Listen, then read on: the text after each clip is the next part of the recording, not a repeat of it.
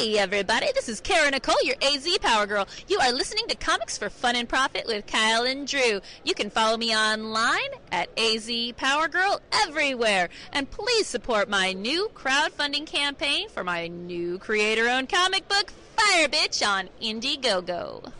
Thank you for listening to Comics for Fun and Profit. This is Kyle and Drew with your sneak peek at next week, episode number 554. For comics originally releasing February the 26th, 2020. But before Drew and I get into what's coming up in your local comic book shops this coming Wednesday. Drew, what do we got in the world of comics? Well, we got all kinds of stuff going on. Our friend Jason is at the amazing Hawaii Comic-Con right now. And he sent us a bumper, which is what you heard before the show started. And we want to thank him for that. He'll have, in the coming weeks, he'll have some interviews from at the con. I believe he just told me tonight that he is getting a little Donny Cates interview together. Hey. So that's another one. He has a whole a whole slate of interviews, and that he's going to do for us, and we appreciate that very much. He's our little roving reporter, our Hawaiian roving reporter, and we appreciate his work out there. So thank you for that. Big news in comics dumb. Didio, Dan Didio, has stepped down / been canned from DC, and according to one of our inside sources, I can't tell you who it is, but it rhymes with Bawabunga. The change comes seemingly suddenly, according to participating real retailers. Didio was posting to a retailer-only Facebook forum on behalf of DC as late as Friday morning. Newsarama has also heard from freelance creators who report having worked with Didio on DC projects Friday morning. So that's this morning. Didio was also just recently announced to appear at next weekend's C2E2 for several panels, including a Meet the DC Publishers panel with his colleague and co-publisher Jim Lee. So no news on whether Jim Lee is going to follow him out the door or if it's just Didio. And Jim Lee is currently the sole publisher at DC, so yes. You better stick around. Yeah. People have been angry with DC lately. A lot of people have been upset with DC, and Didio has been taking the forefront of the complaints over Jim Lee, over Jeff Johns, over Bob Harris, the editor. So it's all been kind of funneled onto Didio. I don't know how much he was responsible for it, but he took the blame and the axe for the so-called DC missteps. I guess if the less than lackluster Birds of Prey, or less than blockbuster Birds of Prey box office. I'm not really sure what they expected in February, but I guess it was below what they expected. That didn't help. There's been a lot of stuff about scuttlebutt about this 5G relaunch that's coming up and what they're doing to shuttle characters, established characters, for new versions is what I'm being told, and that's not being well received. I don't know if like the long delays and what seemed like schedules not being kept and stories not being what people thought they should be. I mean, I think maybe you roll all that stuff in, and maybe that's why. What else was the problem with Didio and DC that you were hearing, Kyle? They said he's part of the big the move into the Walmarts and the Targets that they consider such a success that those comics then rolled into comics. And let's see, they talked about as soon as he came on, he was part of the New 52, which changed a lot of continuity on things. Yeah. Which was subsequently, while it was hot at first, it fizzled quite a bit, and then with the doing of Rebirth, reintroduced a lot of things taken out by that. And there was a talk that the next DC thing would reintroduce a lot more things, even to that. So he was the architect of the New 52. Yes. Which we thought was amazing and brought us back into comics, really. Yeah. As a publisher, Didio was one of the main figures behind DC's 2011 line-wide relaunch, The New 52, which saw the company provide a contemporary makeover to its entire superhero back category. Initially a sales success, both sales and buzz faded to the point where 2016's subsequent line-wide relaunch under the banner of DC Universe Rebirth restored many elements dropped in the initial reboot. But, I mean, the New 52 launch itself was well done. Uh-huh. A success. Yeah, I liked it. A resounding For success. me, that not having, the obnoxious amount of backstory, it worked well for me. And then, 25, 30 issues in to the relaunch, creators and editors lost their way, and perhaps he didn't have his finger on the pulse of that to keep it going. But yeah, it got boring. Those storylines got boring. And I'm not sure what he could have done, but maybe he should have been paying closer attention. Mm-hmm. Yeah. So he's in is he in charge of TV and movies too, or was it just comics? He's just a publisher of the comics, right? Yes, champion of not the company as a whole, but specifically the comic book division. Just the comic book division.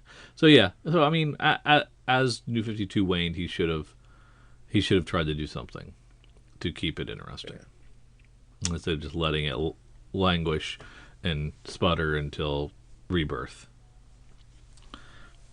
which wasn't, I don't think, as successful as New 52 in my estimation. So he's out. Question is he the only one out? And who is coming in, and what's their vision? You only need one fall guy, and Jim Lee is held in way more high regard. So just let's replace Didio. Let's come up with another good idea, and let's see if we can right this ship. Well, if Didio was the co-publisher and with Jim Lee, then I guess Jim Lee can just be the publisher, right? Yes. They don't even have to hire somebody, do they? Correct. They just I don't know. I don't know if Jim Lee can handle the publishing by himself. Yeah, because he's chief creative officer and co-publisher. Mm-hmm. So they hire a new publisher and strip the co-publisher away from Jim Lee. He goes back to being chief creative officer, whatever that is. Huh. Well, I think they need a name, right? They need somebody to come in. I don't know that I would know a rock star publisher if one hit me in the face. So who knows? I mean, I would think it'd have to be a name of someone who is rooted in comicsdom somehow. Mm-hmm. But maybe not. Maybe you go into the publishing ranks and you find someone that way. I think they've got to be rooted in comics somehow. There you go. And have a history of right. It's got to be a writer. I don't think it can be an artist. Maybe. I don't know. I don't know enough about comics publishers' history. I mean, I know there's been some mediocre creators that have been comics publishers that have done a pretty good job, supposedly, in the past. So, yeah, we'll see. I guess this is something, and this could be a step in the right direction for DC. If you felt DC wasn't going in the right direction, we'll see. What's your gut tell you, Kyle? Just to wait. There are things like Reddit posts from a year ago that says Warner Brothers should fire, replace Dan Didio and Jim Lee with Grant Morrison, Dan Jurgens, and Jeff Johns. So that is part of the biggest thing that the waning public might want. Yeah. There you go. That'll fix everything. Everything will be like Grant Morrison comics. Oh my goodness, we're in trouble. Oh, I'm trying to find any other names that people have bandied about for such a job. I mean, I hate to see a guy lose his job, but if he wasn't paying attention, and he let things get out of hand, then he's got to go. There you go. I mean, okay, so 1 year's time, are we better or worse than we are now, as far as DC Comics? Taking the over or the under? So I guess how do we measure success? Because we're at 25 to 30% market share, and whiny trolls on the internet slamming them. Their movies don't do as well as. Well, we're just talking comics, right? Just talking comics. Yep. Let's just talk comics.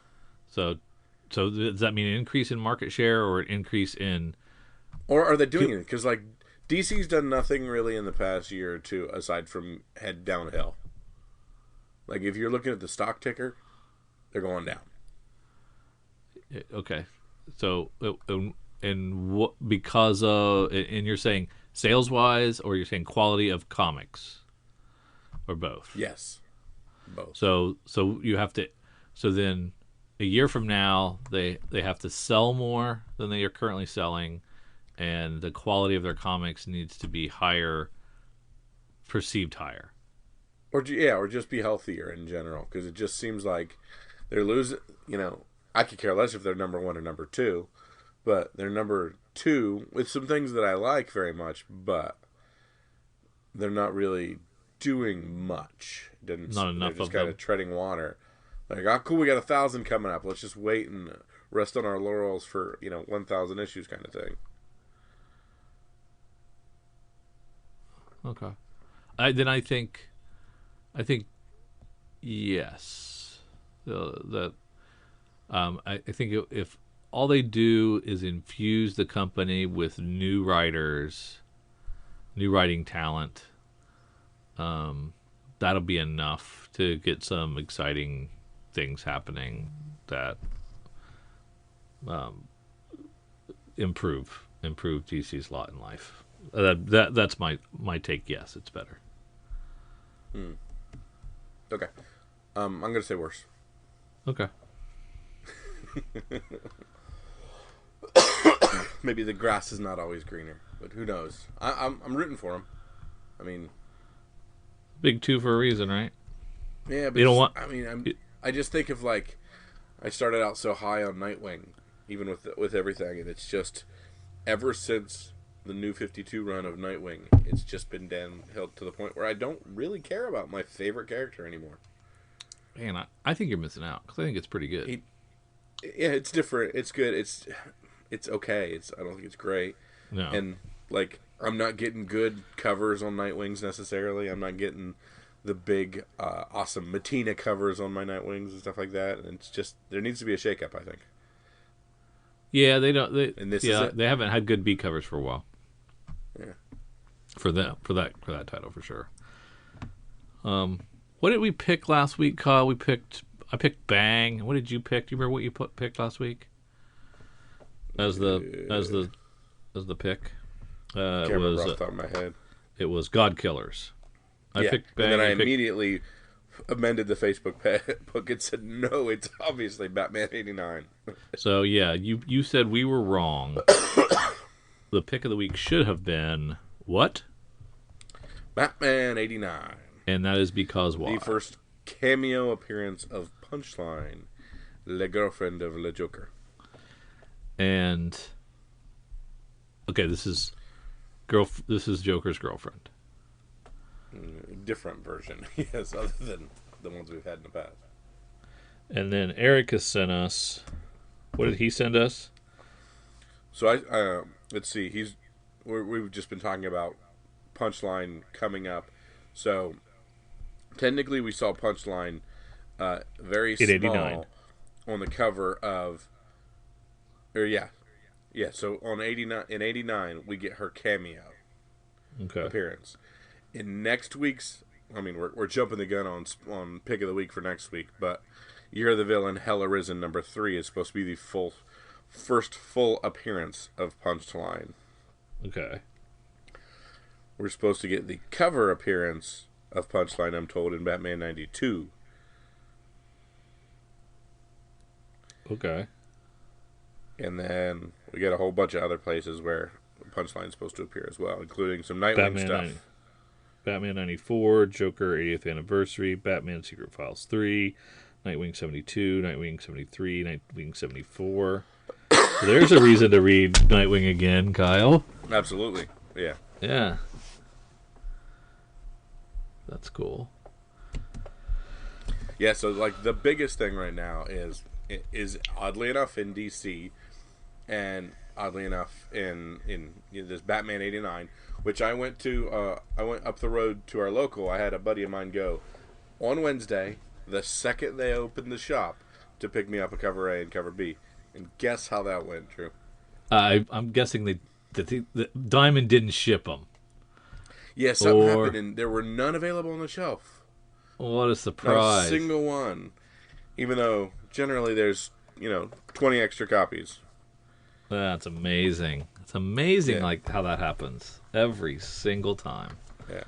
And of course, but, in their defense, they got no real heads up on this being a major thing until the last second. So most places were not able to increase their order or do anything with it. Oh well. Missed out. Yeah. But congrats if you got it. They've been flying on the secondary market. Was it Hell Arisen will be crazy. I thought I saw somebody get like over $500 for one.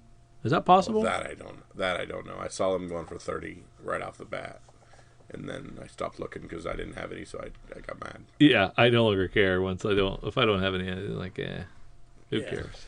Screw you guys. Yeah. Enjoy. All right, let's.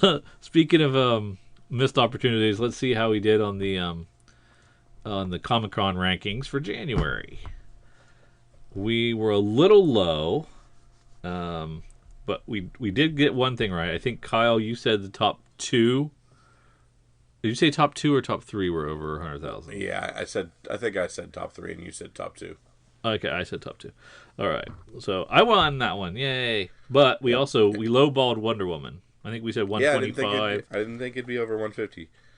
Yeah, and I think we said like 130, 140. Came in at 167 for Wonder Woman 750. So it's a $9.99 book, so good for that one.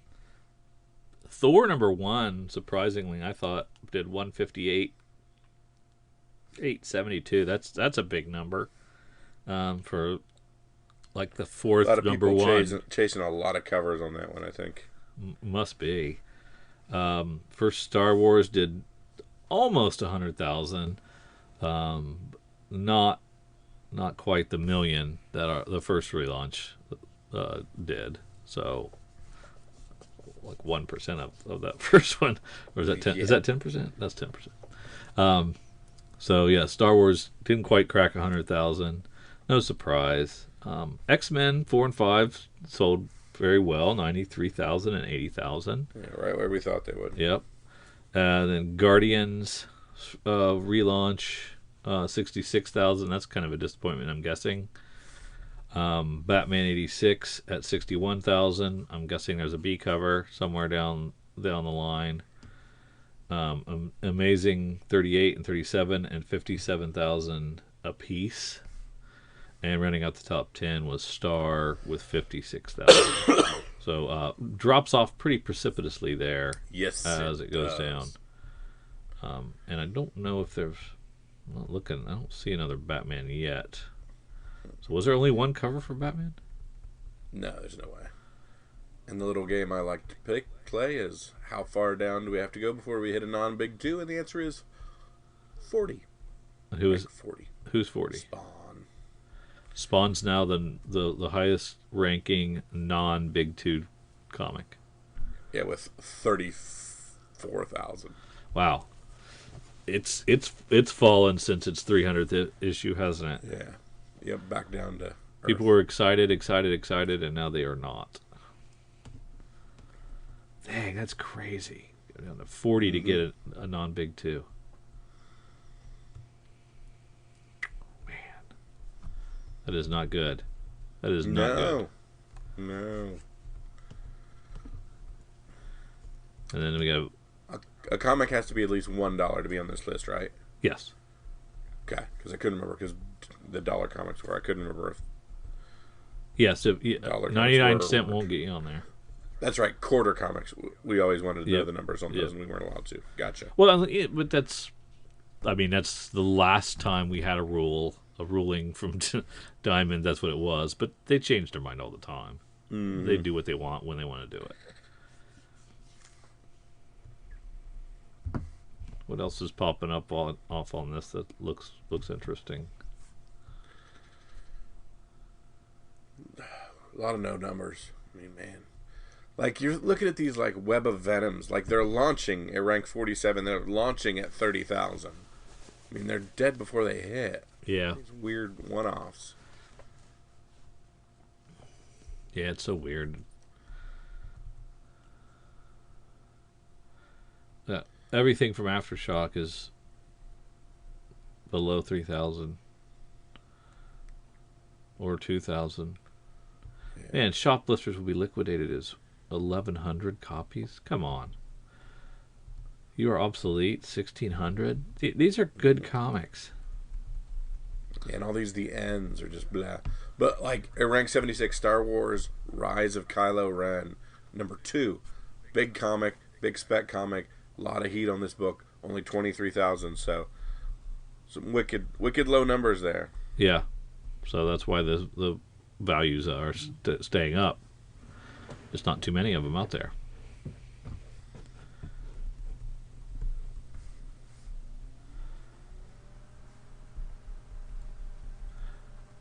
Boom's healthy. They've got some healthy titles. Something is Killing Children, 14,000.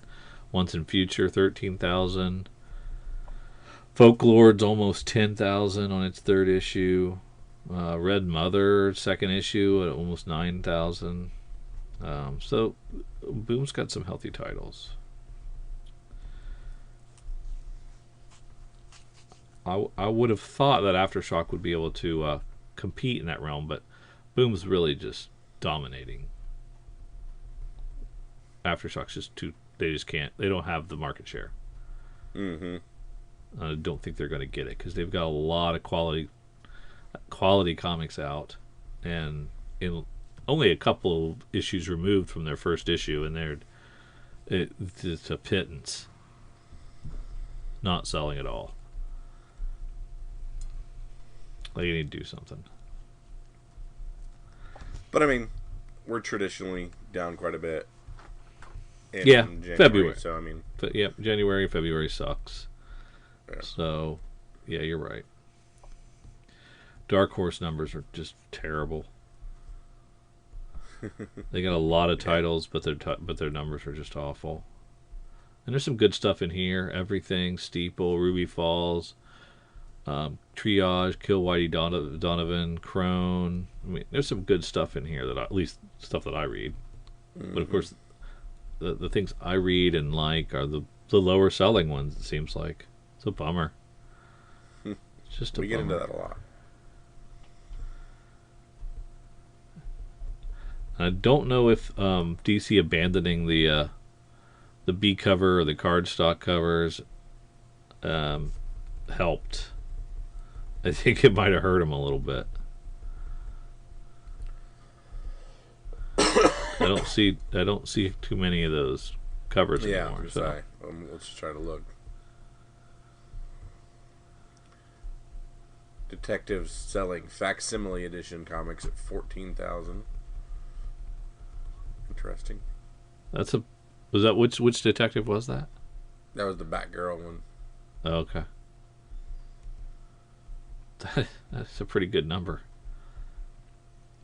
That's just like free money, right? Mm-hmm. Oh yeah. Just reprint this old comic. We're dumb enough to say, I want that. I gotta have that. I need to have such things. Sex Criminals Return of 26. issue 26 did 7,000 regular cover and 4,500 of their triple X cover. So that's pretty healthy. 14,000, 13,000. My beloved it's just man. weird for me that Marvel is putting out things like Black Widow Prelude, so their movie tie-in comic. They're number one out of the gate, 8,819. Yeah, no, like not even predominantly big two comics retailers are bringing that one in. Yeah, You know, in any kind of quantity, maybe an issue or two.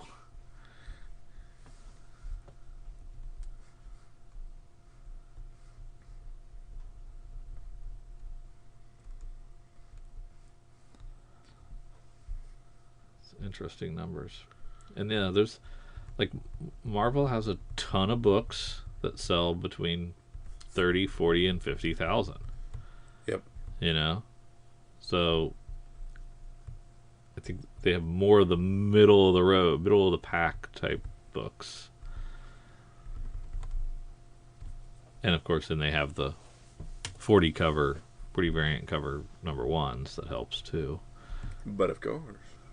But then their benches. I think their bench is just a little deeper, and that helps.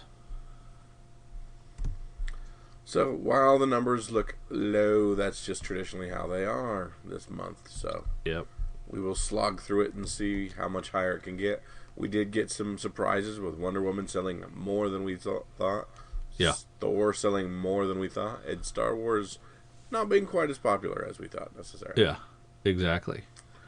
But I cannot wait till, hopefully in the next couple months, while we're talking about the card stocks going away, at the very least, Batman's numbers will look better and put him higher in the thing if we get two of the same price. Yes, if they get back to doing it that way. I have no idea what they're doing, so maybe that's part of the problem. It's possible. Let's go to the FOC. All right, of course, the FOC is our final order cutoff. It's our last ability to try to find books that we didn't get on our previews that we want to make sure we get. Some of the knowledge of some of the things we have now about Punchline coming out and things. Let's see if that has changed the way we order if we want to add a few things. Of course, we've got till midday on Monday to add things to our order, take things away, look at some more, add additional things without having to chase things on the eBays and pay $30 a piece for Batman 89 because your LCS won't put them on the shelf. But I digress. We start with a nice curated list we get from Eric. He's pulled 8 books to the top. There was all kinds of stuff, apparently, in this one that he's wanting to feature and make sure we know about. Starting with the facsimile edition of Brave and the Bold, number 28 from DC Comics. A nice old Justice League of America book. We also have a highlight of Free Comic Book Day 2020, Generation Zero Gods Among Us. Scott Lobdell writing that one. So, highlighting a ability to still jump on the Free Comic Book Day, get yourself one bandwagon. Yeah, that's weird, right? Yeah. We've got Nightwing 70 here. We've got a nice little cover of Joker wearing the Nightwing blue suit. Pretty cool. We have Captain Marvel 16, written by Kelly Thompson there. Do you think that's an A cover? Mark Brooks on the cover there. I think so. That Nightwing? I believe so.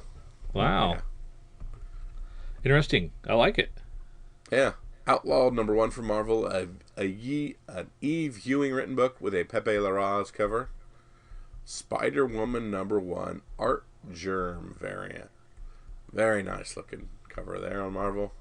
Yes. We have, of course, Hotel with 2 L's, and then kind of spells hell.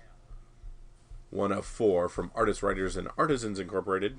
John Lee's writing on that with a Karen Andrews cover there. And then we have Artemis and Assassins number 1 from Aftershock comic. Stephanie Phillips writing in a Phil Hester cover on that he's featuring. But let's jump into the FOC and see if there's anything else we can drag out. We talked last week about Bang number 1 a bit. And we have the ability if you liked it, to get number jump 2. on bag number 2. Yeah. We have Starship Down number 1. It's a 4-issue miniseries. And this is Justin Giampoli with art by Andrea Muti about a cultural anthropologist that consults with U.S. naval intelligence to investigate the discovery of an extraterrestrial ship buried under the ice for thousands of years in Siberia. Sounds interesting. Sounds boring. Or it sounds boring. There you go. Good old Mike Allred, both writing and doing internal art and covers for X-Ray Robot number 1, a 4-issue series from Dark Horse. Max is a family man seeking a more interesting life. While conducting an experiment at work, the fabric of his reality is torn before his eyes, and a robotic figure appears claiming to be his 277-year-old self. Dun dun dun. So, you like your Allred stuff? Jump on. You got a 4-issue series here. Very cool that that Allred's doing some cool stuff with Dark Horse. I prefer the Chris Samney B cover, but it is nice. It is very nice. That looks pretty good. Yeah, I'm more likely to read that book. Yeah. I don't blame you. As we slide down into DC, I'm taking a look at that cardstock Francesca Mattina Batman. Mm-hmm. It's a penguin. Pretty nice. Very nice penguin. Very nice looking penguin, absolutely. Deceased Unkillables number 2. We got another horror comic cover there on the B cover, and we got a Wicked Mattina cover as the cover C there. That is a cool looking horror cover. We have Reborn to Kill on it instead of, of course, Born to Kill from, what is it, Full Metal Jacket? Yeah, Full Metal Jacket. I wouldn't necessarily consider that a horror movie. That is just dope. Great homage. Great homage, yes. Yeah. Yeah, you can't of course, still this get is some... a Tom Taylor book, so it looks like for that Deceased Unkillables, you're going to need to buy one cover A, one cover B, and one cover C. So I'm sorry, you're going to need to buy all 3. You just have to. Yeah, I recommend it.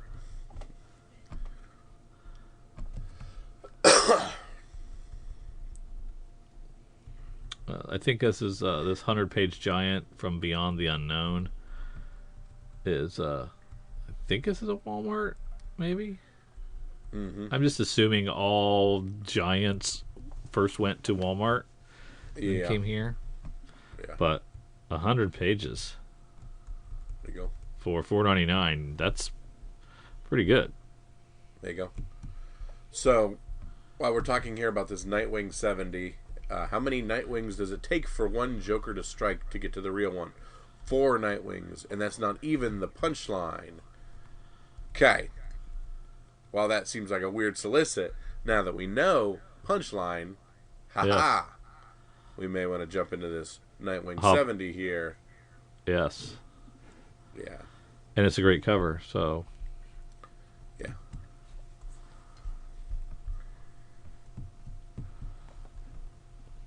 But did they really know that this was going to... do they know that this was going to take off? I don't think so. It's hard to tell. New characters tend to do well. Of course, they had to have written this solicit a long time ago. Mm-hmm. So they didn't just change it because it always probably said Punchline. So you're probably right. Maybe an appearance in there. Yeah. That's what I'm hearing.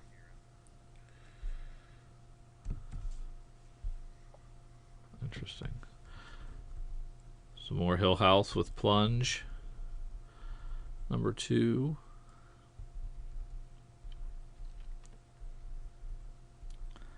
I wasn't doing any of the Year of the Villain Hell Arisen stuff, but I guess if there's an issue 3, I need to grid it, right? Next week. Yeah. Yep.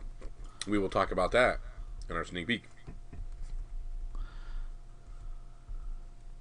I think that's all I have in DC then. Yeah, let's send them down to IDW.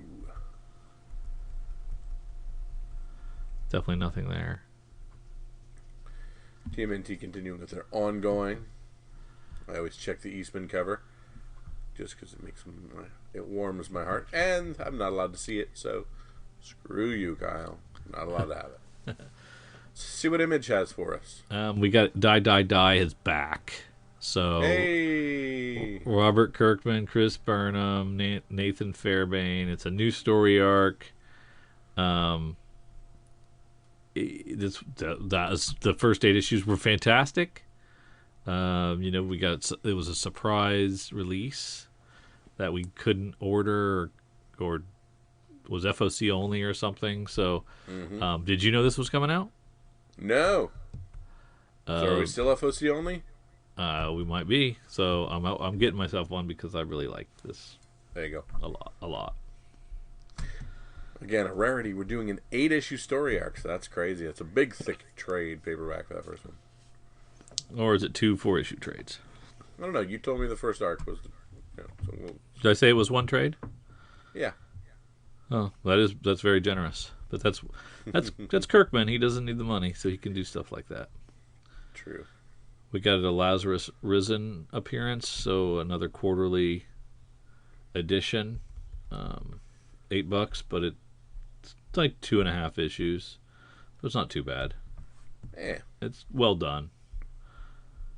Well written.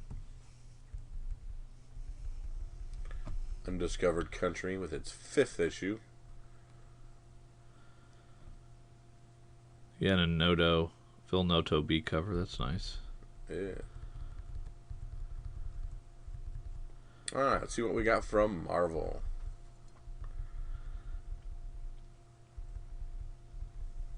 I'm sure there's something in here that I'm missing, but I don't know. What's outlawed again? Oh, e-viewing.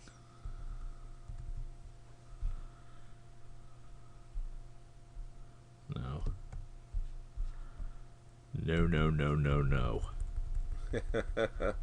So yeah, I think that Spider-Woman Artgerm is a pretty good pick. Yeah. What's the J. Scott Campbell variant cost you? Oh, regular price. Yeah. What's it look like? Can we see it? And if you can get the J. Scott Campbell, Oh, you get the J. Scott Campbell. yeah, that's nice too. But you got him and Artgerm. You're gonna again. Just why not both? Yeah. Can't go wrong there.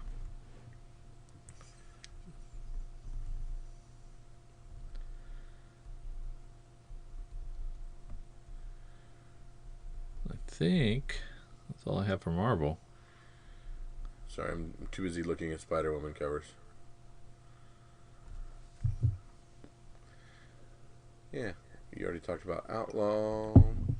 Let's head on down to Boom. Well, you skipped all the artist writers Oh, that's right. Yeah, and yeah, artisans. They have four new things coming out for FOC. Archangel number 8 or Archangel 8 number 1. It's a 5-issue mini. Hotel or Hotel Hell, as we saw, was it one of Eric's picks? That's one of 4.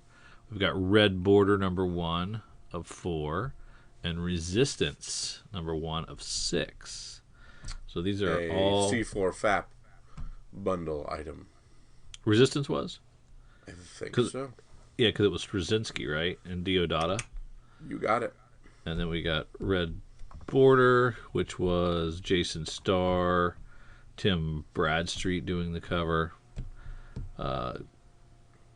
Eric has selected Hotel number 1, which was John Lees, Dalibor Talachek, and Karen Andrews on the cover.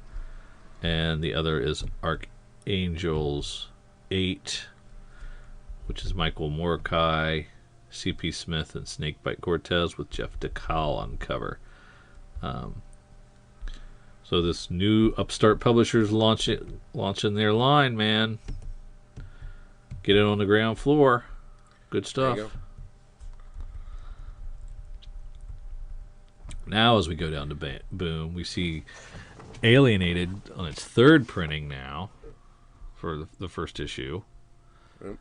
which bodes well. And the second issue is available with an FOC exclusive, and you can get as well. Firefly 15 also having the FOC exclusive variant there. A nice little Mao cover.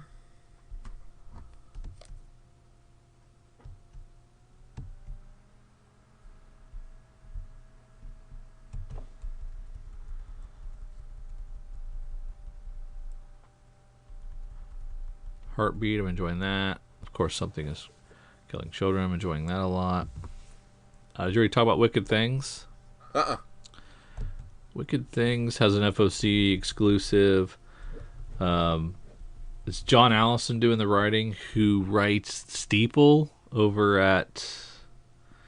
Where's Steeple? That's Dark Horse, over at Dark Horse. And is doing a bang-up job with that book. So it's him and Max Sarin on this.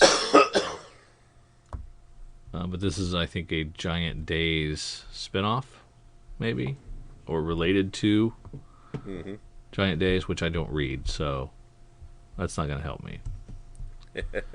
I mean, I guess I need to go back and write. Now that I like John Allison, I need to go back and read some Giant Days, I guess. And then I didn't really have anything else. And the smaller publishers jumped out at me. I mean, I'll probably check out that Artemis and Assassin. I'll probably sample it. Not really anything else hopping off the page at me. Yeah, not anything too crazy. That Aftershock book, of course, the Artemis and the Assassin. That's about it. Yeah. Well, let's take a break from our FOC then and slide over to some of the hot books on eBay that's been selling from our good friends, curated by our good friends over at coverprice.com. They say some of the hottest sellers on eBay are number one, Venom 23, a young variant featuring Donny Cates and Ryan Stegman, sold 67 copies at an average of $20 a piece. So that's a lot, 67. Legion of Monsters number one. Jared Leto tweeted this book. And tweeted a picture of him reading that book, and it sent, shockwaves through people. Yeah, so 28 people bought it on eBay for $15. Star Wars The Rise of Kylo Ren number 3, a Landini variant, pushed 20 copies at almost $19 a piece. The Avengers Annual 10, which is the first appearance of Rogue, rumored to be going up against Captain Marvel in the next movie. Yeah. Rogue rumors pushed 44 copies of this book for an average raw price of $60. So, old school, right? How old is this? What year is this? Let me look. If it can open. It doesn't say, but it looks old. 1981. It's as old as I am. Yeah, you can get one there for $10. Oh no, it's bid, not buy. Let's see, with giant-sized Defenders number 3, the first appearance of Korvac, a potential main villain in Captain Marvel number 2, which pushed 11 copies at an average price of $38. We have National Comics Rose and Thorn number 1. There's rumor of a young Rose and Thorn appearing on HBO to help drive the sales of 19 of these with an average price of about $17. So National Comics, but DC published 2012 book. Yeah, I don't think I've ever seen that one. Yep. Spider-Woman number 1, more Marvel movie news with the rumor of a Spider-Woman movie from Sony. 35 copies sold this week with an average price of $19.44. Can't think of a character I'd want less than Spider-Woman, probably. Why, really? What's wrong with her? I mean, there's just nothing. I mean, I don't find her that compelling. Give me Silk. Yeah, I guess if you got her, Spider-Gwen, Silk, you get a lot of female spiders to choose from. A lot of male spiders to choose from, too, though. Yeah. Ms. Marvel number 12. This issue features the first appearance of Red Dagger. We remember Red Dagger, don't we? That was a while ago, wasn't it? Rumors are Red Dagger will appear on a Disney Plus show. So 13 copies sold about $13 a piece. There you go. Uncanny X-Men 171 features the first appearance of Magic Soul Sword. The New Mutants trailer shows off this sword. So 13 copies sold for about $15 a piece. And Spider-Man Unlimited number 1, which is the first appearance of Shriek, who will be in Venom, the second Venom 2. Venom 2. And 35 copies sold this week for an average price of about $12. So, excellent. Some comics moving. People that are paying attention. I think. But the answer is Batman 89. Yeah. They did not highlight Batman 89, and maybe. Yeah, that'll be on next week's list. Yeah, that'll be on next week's list. Yeah, exactly. Or they zig when you think that you're gonna zag. There you go. That should take us to the sneak. All right, let's head over to previewsworld.com. Find new releases. Find February the 26th, 2020. Find that table view, and let's look and see what we'd love to start. Let's start where we love it. Let's start an Image.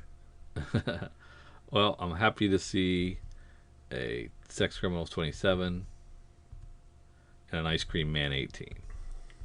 Loving to see Who's that two. variant by on that Sex Criminals XXX variant? Well, Odd Cock, I believe, Yeah. is the name of that person. So If we're not you're sure. ever at a convention, if we're at C2E2 sometime, we'll just start yelling on the convention floor. Odd Cock, I'd love a signature if I could just find your table.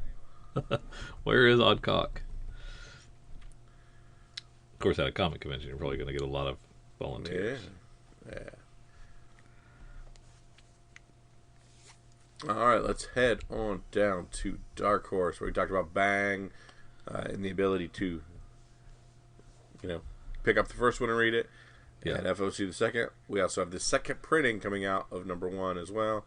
So able to add that as well. We are not being given our cover art on that one, so it may be different. So you may want to pick that up, look at it, see if it's anything different. Maybe something people are heading towards, looking for. I know Dark Horse likes to do fun things with second printing sometimes. True.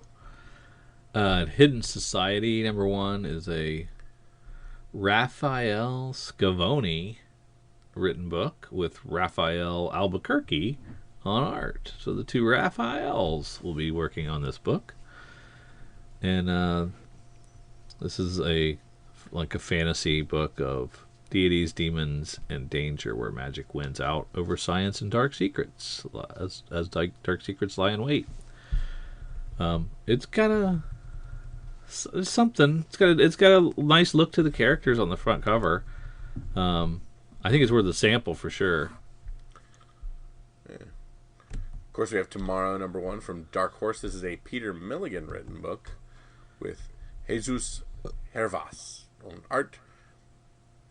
In this shocking new sci-fi horror series, a Russian computer virus has jumped the species barrier and wiped out most of the adult population, leaving the world precariously in the hands of the next generation.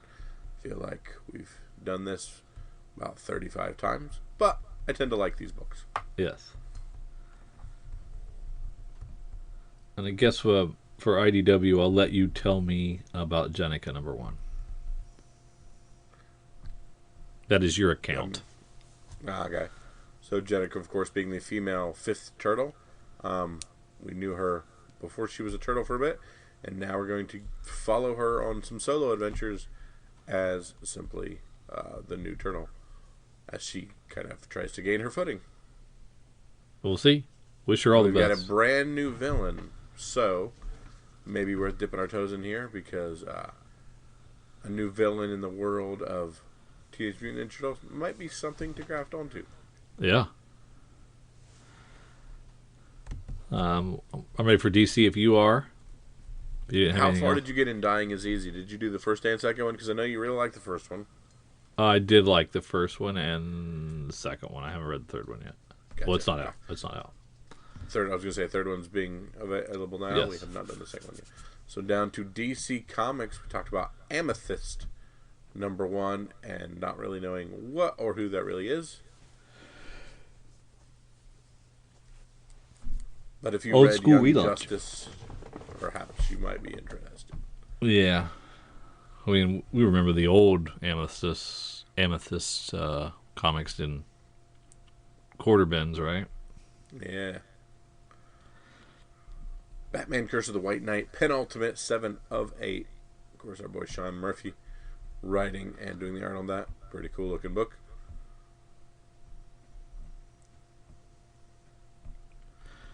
Yeah, there's the aforementioned Amethyst from 1985.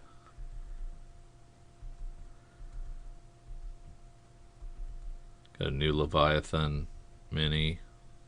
More Bendis. See what he comes up with there.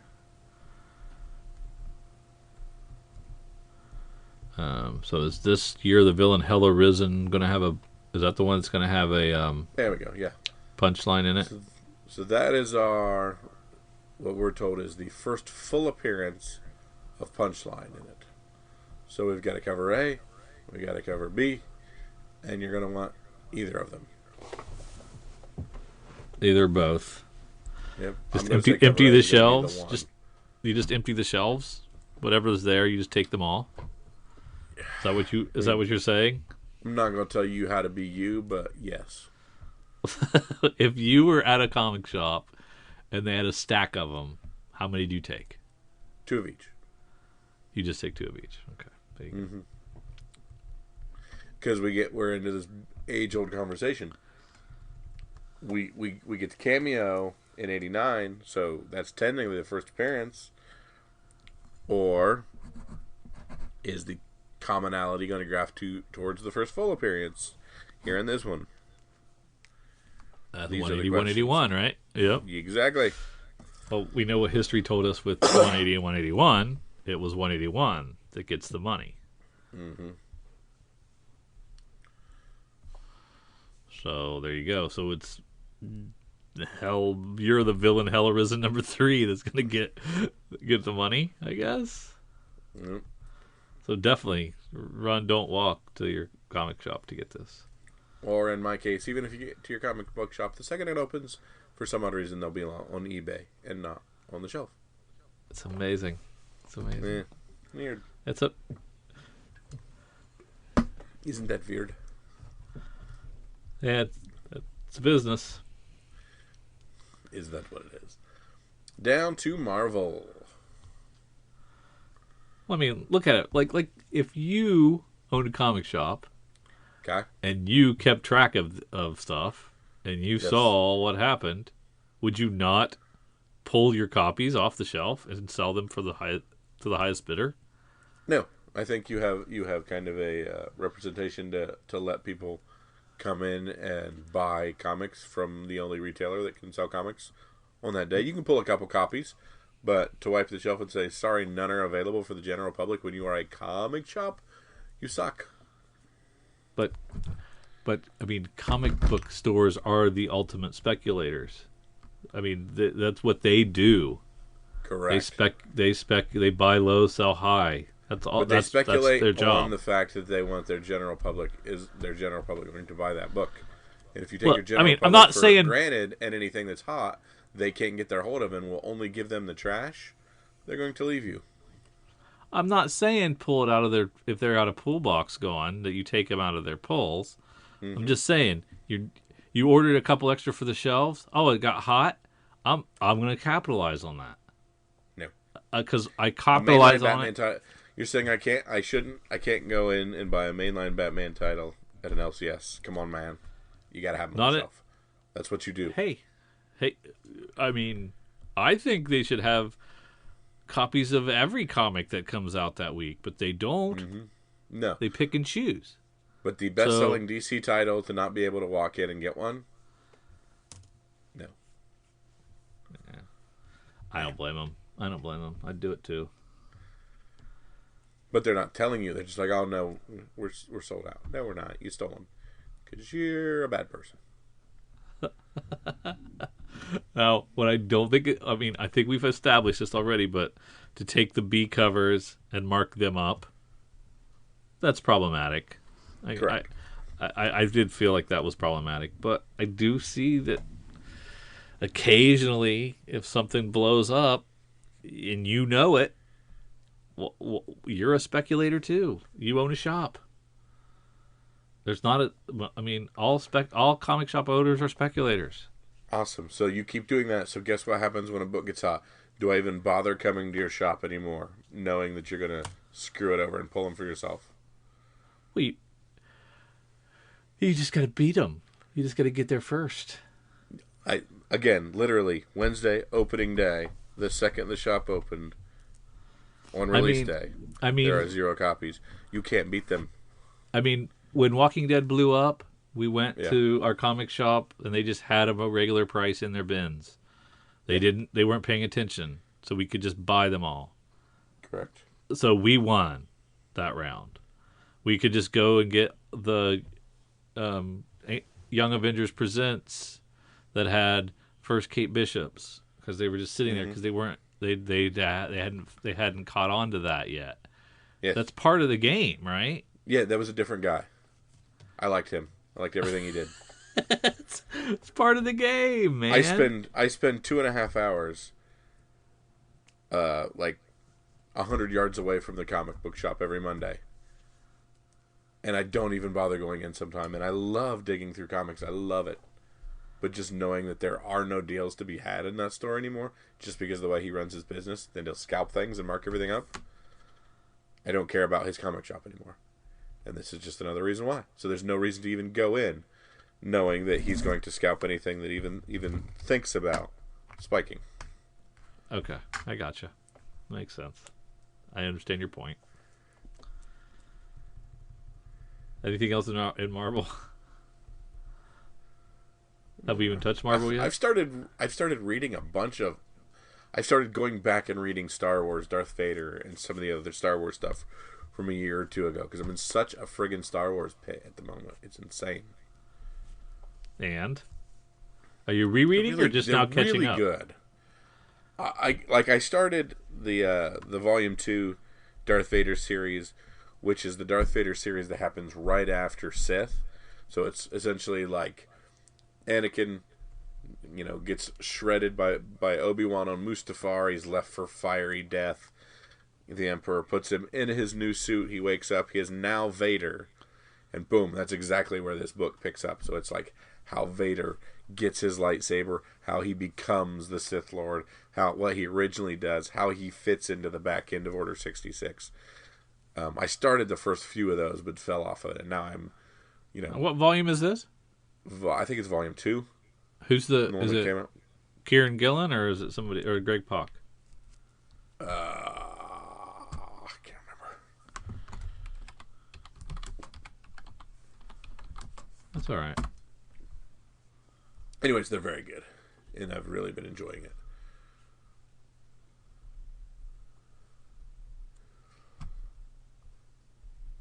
Did you read any of that Kylo Ren thing? I'm going to wait till those all come out and then just read all 4 at once. Yeah, collected. Makes sense. Yeah.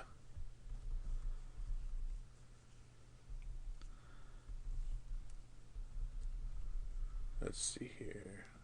I've been bouncing. I'm all the way down the boom. Do you have anything?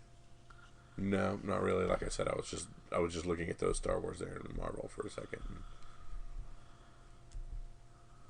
Then folk like the Folklords into another printing for 3, and an FOC on 4. Such a good book. I love that book. Once in Future #1's on its 8th printing. That's amazing. It's got to be a point where we've got to say final printing, I think, on that. Because we've seen that cover before. I think we're doing slight variance in what's reflected in the blade now. Well, I mean, if you were Boom, and somebody wanted another 1,000 or 2,000 of this comic, you'd give it to them, right? Oh, I completely agree, 1,000%. But from a spec standpoint, I think it's time to jump off that train, right? Yeah.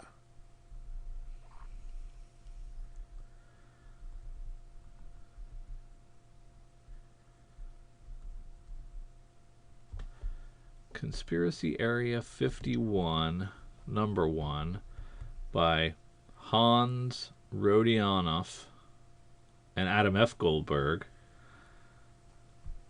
with a cover by Leonardo Calapietra. Is that Adam F. Goldberg that did the Goldbergs television show? Do you think? I don't believe so. It's a Zenoscope, so it's a $5 Zenoscope, so your mileage may vary on that. Yes, it is. That Adam F. Goldberg is the... yeah. You are correct. That's crazy. Oh, we got... Go ahead. Are you talking finger guns? Yep, we talked about that during FOC a few weeks ago. Yeah, looks really good. A neat looking book. Vault Comics.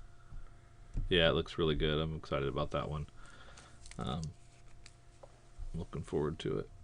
Yeah, with 3 covers and a really nice Jen Hickman C cover.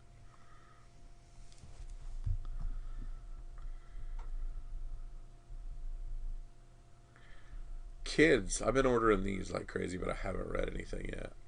What is it? Kids with a Z. I've been ordering the full line of that. Like all 4 covers? No, sorry. Like I think it was whatever the miniseries was. I've been ordering it. Interesting. So it's a post-apocalyptic zombie. Oh no, it's just the children are left book, like I talked about. There's 2. Oh yeah, that's right. Yeah. So, I haven't read the first one, but I'm looking forward to it. And like I said, I've still been ordering these just because I think it looks good.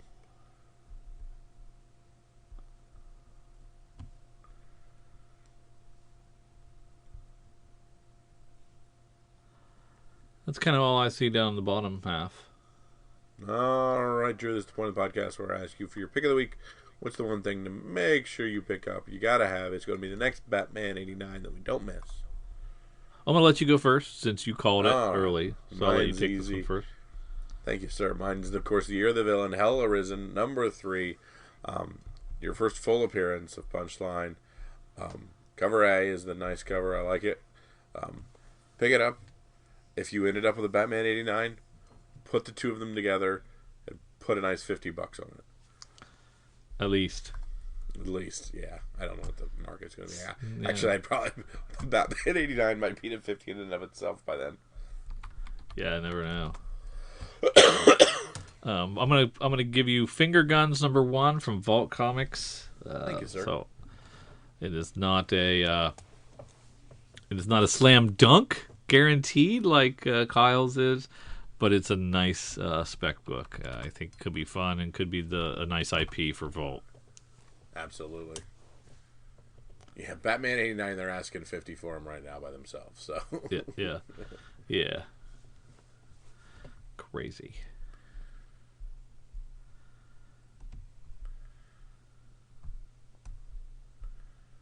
But as far as completed items, now I'm really curious what those are going for.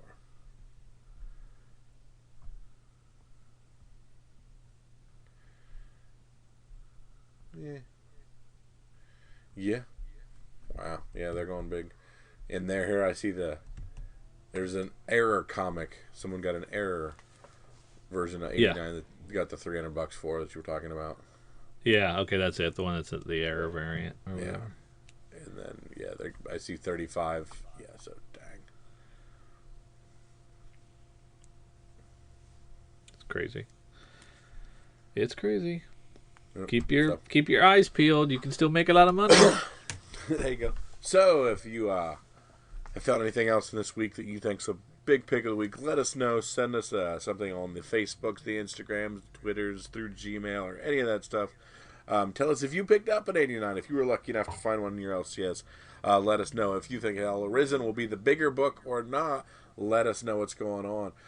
If you got a place doing FOC, you may want to pop that 70th issue of Nightwing to see if there's some punchline in that. And we're just going to look forward to all kinds of punchlining here coming up soon. So, feel free to write in and be part of the podcast. We'd love to hear from you. So, for Drew and for myself, see ya.